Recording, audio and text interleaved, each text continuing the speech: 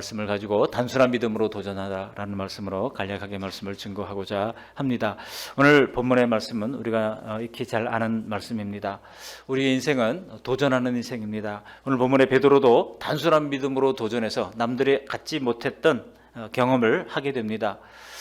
여러분, 무한도전 프로그램 혹시 옛날에 보신 적 있으시죠? 한때 아주 시청률을 꼭지점까지 올렸던 그런 프로그램이었어요. 제가 그야말로 무한도전이라는 말 그 자체가 무모한 도전의 약칭 아니겠습니까? 그래가지고 무슨 격투기 선수 표도로와 대결하기, 그런가 하면은 국가대표 아이스하키 팀과 대결하기, 또 그런가 하면은 기차와 달려보기, 이런 좀 말도 안 되는 무모한 도전을 했습니다만, 좀 아마추어들이 열심히 나름대로 준비를 해가지고 그렇게 하는 모습에 사람들이 감동도 느꼈고 또 이제 시청률도 올라갔고 도전과 감동을 받았던 프로그램입니다. 여러분, 우리 인생에 하찮은 인생이란 없습니다. 주님은 기도회 현장에서 제자들이 풍랑을 만나서 힘겹게 노젓는 것을 보셨다라고 지난주에 말씀을 드렸죠. 보실 뿐만 아니라 물 위로 걸어서 찾아오십니다. 그런데 제자들은 그런 예수님을 보고는 유령이라고 소리를 지른 겁니다. 그러자 예수님이 무서워하는 제자들에게 말씀하십니다. 27절 말씀 우리 다 같이 함께 읽어보실까요? 27절, 예수께서 즉시 이르시되 안심하라, 나니 두려워하지 말라. 오늘 주시는 말씀을 가지고 세 가지 대주로 말씀을 정리합니다. 먼저 베드로의 요청과 주님의 응답, 그리고 두 번째로는 시선의 방향이 중요하다는 것, 그리고 마지막으로 풍랑을 잠잠케 하신 목적이 무엇인지를 살펴보도록 하겠습니다. 베드로의 요청과 응답인데요, 베드로가 요청했던 것은 그야말로 무모한 요청입니다. 28절 보시면 베드로가 대답하여 이르되 주여, 만일 주님이시거든 나를 명하사 물 위로 오라 하소서 하니. 여러분, 이거 정상적인 사람이 할 수 있는 요청입니까? 보통은 주님 왜 이제 오십니까? 우리가 풍랑 속에서 거의 죽을 뻔했습니다라고 해야 맞습니다. 그런데 베드로는 나를 명하여 물 위로 오라 하소서라고 요청을 하고 있습니다. 그야말로 중력의 법칙을 거스르는 요청 아니겠습니까? 특별한 장비 없이 사람이 어떻게 물 위로 걸을 수 있겠습니까? 상식 있는 사람이라면 절대로 그렇게 말할 수 없습니다. 그렇다면 베드로가 이렇게 상식을 뛰어넘는 말을 한 이유가 무엇입니까? 그 누구도, 그 어떤 사람도 물 위로 걷게 할 수는 없지만 정말 주님이시라면 나를 물 위로 걷게 할 수 있다라고 하는 단순한 믿음이 베드로에게 있었기 때문입니다. 그래서 다른 제자들은 두려워 떨고만 있을 때 베드로는 나를 명하여 물 위로 오라 하소서라고 기상천외한 요청을 한 것입니다. 그러자 이러한 베드로의 요청에 주님이 응답하십니다. 어떻게 응답하십니까? 29절 전반에 보면 오라고 말씀하십니다. 기다렸다는 듯이 베드로의 요청을 절대 꾸짖지도 않고 책망하지도 않고 오라고 부르십니다. 적잖은 사람들이 이 주님의 오라 하는 말씀을 자기도 그렇게 되는 줄 알고 믿고 바다로 혹은 호수로 빠져들어갔다가 아직까지 안 나온 사람들이 뭐 3만 명이 넘는다고 그래요. 조심하시기 바랍니다. 왜냐하면 하나님께서는요, 단순한 호기심으로 혹은 주님을 시험할 목적으로 불순한 의도로 물 위를 걷게 해달라고 하는 그런 사람들의 기도는 듣지 않으십니다. 기적 자체만을 위하여 여러분, 우리가 기적을 물 위로 걷는 목적이 분명해야 되는데 기적 자체만을 우리가 위해서 뭔가 기적을 베풀어 달라고 한다면 사실 우리가 물 위를 걷는 것이 아니라 땅 위를 걷는 것만으로도 기적 아니겠습니까? 이게 기적인지 아닌지는요, 병원에 붐비는 중환자실만 가봐도 압니다. 얼마나 많은 사람들이 일어나 걷고 싶어도 걷지 못하고 혹은 한 달 혹은 두 달, 어떤 사람은 몇 년째 혹은 10년째 누워있는 분들이 즐비하게 있습니다. 우리가 어떤 기적을 요구하려면 그 목적과 그 이유가 분명해야 합니다. 베드로처럼 주님으로부터 오라는 확실한 응답을 받아야 하는 것입니다. 그렇지 않고 무모하게 도전하는 것은 하나님을 시험하는 겁니다.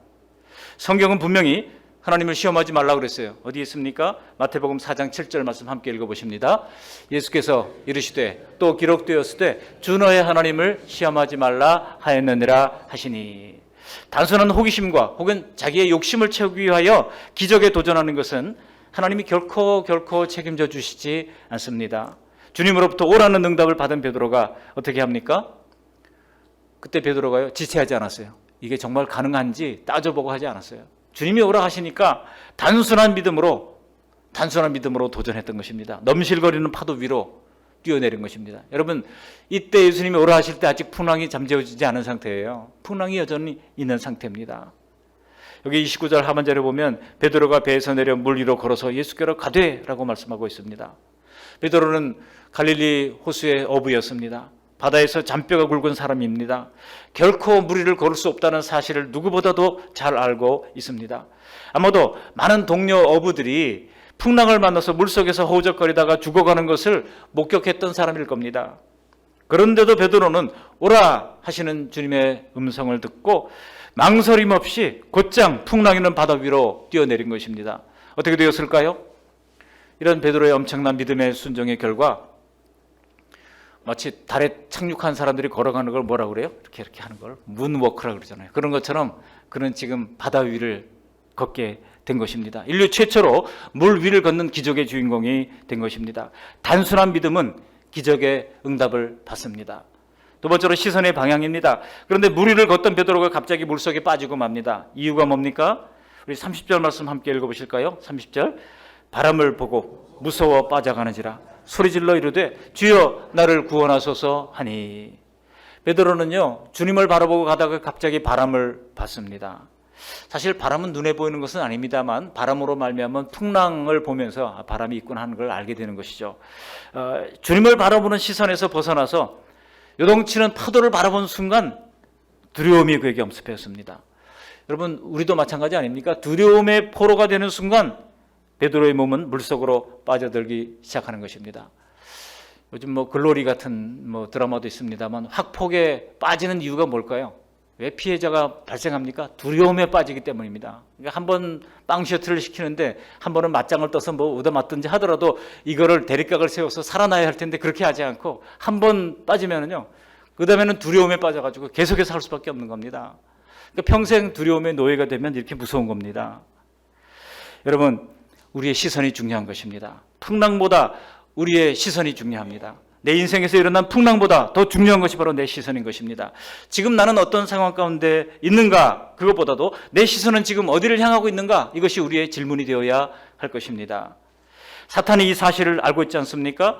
그래서 우리가 믿음의 주요 또 온전케 하시는 이인 예수를 바라보지 못하도록 그렇게 사탄은 우리를 계속 방해하는 것입니다. 끊임없이 쓰러지고 연약한 자기 자신만을 바라보게 하는 것이 사탄의 전략이에요. 인생의 문제점만 바라보게 하는 것이 사탄의 전략입니다. 내 가정과 일터에 휘몰아치는 온갖 인생의 풍랑만을 보도록 합니다. 모든 것이 매사에 부정적입니다. 범사에 불평이 많습니다. 이로써 우리가 두려움에 사로잡히게 하려는 작전인 것이죠. 여러분 우리가 두려움의 포로가 되면 그 공포에 갇혀서 아무것도 하지 못한 채 스스로 무너져 버리는 것을 알기 때문입니다. 여러분 이것이 바로 사탄의 전략입니다. 손경민 목사님이 되셨더라고요. 손경민 목사님의 시선이라는 찬양 가사가 이렇습니다. 내게로부터 눈을 들어 주를 보기 시작할 때 주의 일을 보겠네 하고 쭉 나가잖아요. 거기 가사를 계속 읽어보시면 내 작은 마음 돌이키사 하늘의 꿈 꾸게 하네 주님을 볼 때 모든 시선을 주님께 드리고 살아계신 하나님을 느낄 때 내 삶은 주의 역사가 되고 하나님이 일하기 시작하네. 그렇습니다. 내게로부터 눈을 들어 주님을 보기 시작할 때 주의 일을 보게 된다는 겁니다. 주님을 볼 때 하늘의 꿈을 꾸게 된다고 말합니다. 그 가사 그대로 내 모든 시선을 주님께 드릴 때 살아계신 하나님을 느낄 뿐 아니라 내 삶은 주의 역사가 되고 하나님이 내 삶에서 일하기 시작하게 될 것입니다.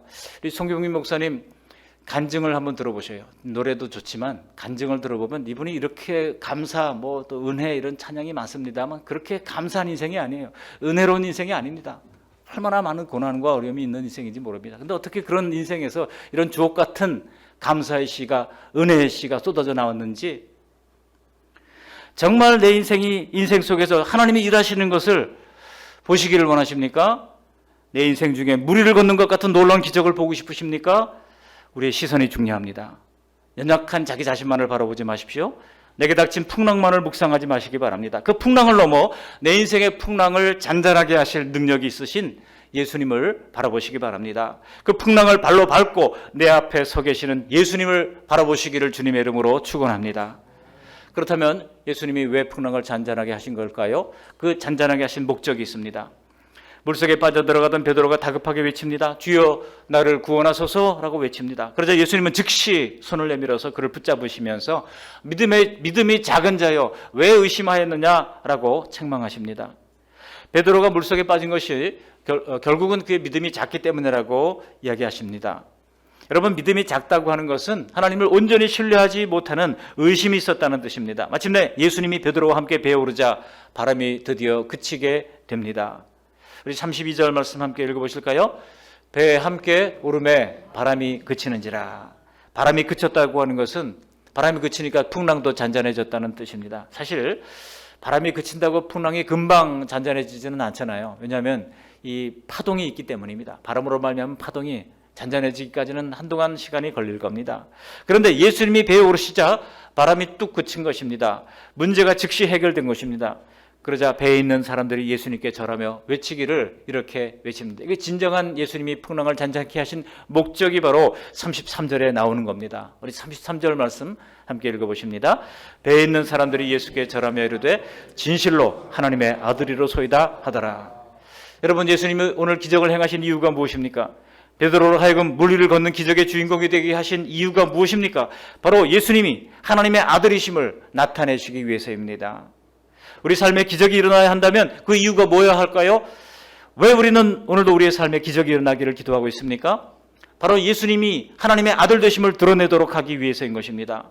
그렇습니다. 기적의 주인공이 된 나를 드러내기 위해서가 아니라 하나님의 하나님 되심을 드러내기 위해서인 것입니다. 제자들은 풍랑을 만나 밤 사경까지 힘겨운 사투를 벌였습니다. 그러나 풍랑을 만났기 때문에 그들은 예수님이 하나님이 아들 되심을 깨닫게 됐고 베드로는 물 위를 걷는 기적을 경험하게 됐던 겁니다. 교회의 목적이 여기에 있습니다.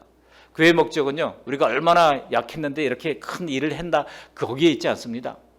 너무 자화자찬하지 마십시오. 우리 교회도 50주년 사진전을 했습니다만 우리 교회는 참 소박하게 조촐하게 했잖아요. 어떤 교회를 보면 너무나 정말 야 대단하다, 입이 쩍 벌어지는 그런 교회들이 많습니다. 참 대단하다. 근데 그러다가 번뜩 생각이 드는 거예요. 그래서 뭐가 어쨌다고? 그래서 예수님이 높아졌나? 오히려 사람이 높아진다고 하면 그 교회의 존재 목적을 벗어나기 시작하는 거예요. 여러분, 교회에서 특정한 사람, 특정한 인물, 특정한 건물, 이걸 너무 드러내서는 안 됩니다. 우리의 영원한 주인공 되시는 예수님을 드러내시고 예수님의 하나님의 아들 되심을 드러낸다면 그것이 거기에 기적의 현장이 되는 것입니다. 아무도 풍랑을 원하는 인생은 없습니다. 그러나 원치 않는 그 풍랑으로 말미암아 우리는 더욱더 주님께 나아가게 되고 주님 앞에 머물러 있는 시간이 많아지게 됩니다. 결국 내가 믿는 하나님이 어떤 분인가, 그것을 우리는 깨닫게 되는 것입니다. 고난이 크면 클수록, 어쩌면 문제가 크면 클수록 우리는 더욱더 크고 위대하신 하나님의 역사를 경험하게 될 줄로 믿습니다. 그러므로 낙심하지 말아야 합니다.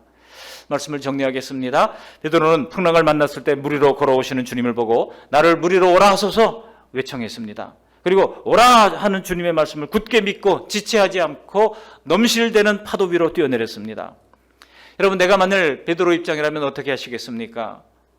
과연 나를 물 위로 오라 하소서라고 요청할 수나 있겠습니까? 또 오라 하시는 주님의 음성에 우리는 그 말을 믿고 파도치는 풍랑 위로 발을 내디딜 수가 있겠습니까? 이는 실로 엄청난 도전입니다. 그러나 베드로는 과감하게 발을 내딛었습니다. 만일 물 위로 걸어오시는 분이 유령이 아니고 정말 주님이 맞다면 나를 물 위로 걷게 하실 수도 있을 것이다 라고 하는 단순한 믿음을 가졌던 겁니다. 그 순간 베드로는 중력의 법칙을 생각하지 않았습니다. 과거에 물속에 빠져 죽었던 동료 어부들을 생각하지 않았습니다. 내가 믿는 하나님이 어떤 분이신지를 알면 우리의 믿음은 단순해집니다. 베드로가 그랬잖아요. 단순한 믿음으로 기적에 도전한 것입니다. 그 결과 그 자신은 그 어떤 제자들도 하지 못했던 물 위를 걷는 기적의 주인공이 됐습니다. 비록 바람을 보고 잠시 물속에 빠지기는 했지만 물 위를 걸은 최초의 사람이 된 것입니다. 오늘 기적으로 말미암아 예수님이 진실로 하나님의 아들 되심을 드러내게 된 것입니다. 만일 베드로가 예수님의 말씀을 듣고도 도전하지 않았다면 어떻게 됐을까요? 그럼 물 위로 걷지 못했을 겁니다. 사실 배 안에 여러 다른 제자들이 있었지만 그 어떤 다른 제자들도 물 위로 걷게 해달라고 하는 요청은 하지 않았습니다. 제가 어떤 책을 읽다 보니까 존 오트버그 목사님이라고 하는 분이 이런 이야기를 했더라고요. 물 위를 걸으려면 배에서 나와야 한다, 그런 얘기를 했더라고요. 물 위를 걸으려면 배 위에서 나와야 한다. 배 안에만 머물러 있는 사람, 나만의 안전지대를 고수하고 있는 사람, 이런 사람은 결단코 물 위를 걸을 수 없습니다. 사람들이 언제나 안정적이고 예측 가능하고 언제든지 통제할 수 있는 환경을 살고 싶어 합니다. 그렇지 않습니까? 그런데 주님은 우리에게 말씀하십니다. 정말 기적의 주인공이 되고 싶으냐? 그렇다면 배 안에서 나와서 세상과 충돌하라고 말씀하십니다. 어쩌면 이 세상이 변하지 않는 이유가 있다면 빛의 자녀인 우리들이 어두운 세상과 충돌하기보다는 적당히 타협하기를 선택하기 때문입니다. 그러나 세상과 충돌할 때 복음의 권세가 드러나는 것이고 십자가의 능력이 드러나는 것이고 무엇이 참된 진리인지를 드러내게 될 것입니다. 우리 그리스도인들은 세상 속에 살지만 세상과 충돌할 수밖에 없는 사람들입니다. 예수님도 말씀하셨잖아요. 예수님이 요한복음 15장 19절 이하에 이렇게 말씀하셨습니다. 우리 같이 한번 읽어보십니다. 시작. 너희는 세상에 속한 자가 아니요 도리어 내가 너희를 세상에서 택하였기 때문에 세상이 너희를 미워하느니라. 세상이 우리를 미워한다면 주님이 우리를 택했기 때문이라고 하는 겁니다. 역으로 말하면요, 세상이 우리를 미워하지 않는다면 우리는 주님이 택하지 않은 사람일 수도 있어요. 주님이 우리를 택했다면 세상이 우리를 미워하는 것은 당연하다 이렇게 생각을 해야 돼요. 그렇기 때문에 세상이 교회를 비난하고 할 때 낙심하지 마시길 바랍니다. 내가 제대로 선택받은 것이 맞구나, 이렇게 인정하시면 되는 것입니다. 사도 바울도 데살로니가에서 말씀을 전할 때 반대자들로부터 어떤 평가를 받았습니까? 사도행전 17장 6절 보시면은요, 천하를 어지럽게 하던 이 사람들이라고 하는 평가를 받았습니다. 영어 성경에 보니까 who have caused trouble all over the world라고 했어요. trouble all over the world. 세상을 어지럽히던 사람이라고 하는 평가를 받았던 것입니다. 우리의 인생에 무리를 걷는 것 같은 기적이 일어나기를 원하십니까? 배 안에 안주하지 마시기 바랍니다. 배에서 나와 세상과 충돌하시기를 바랍니다.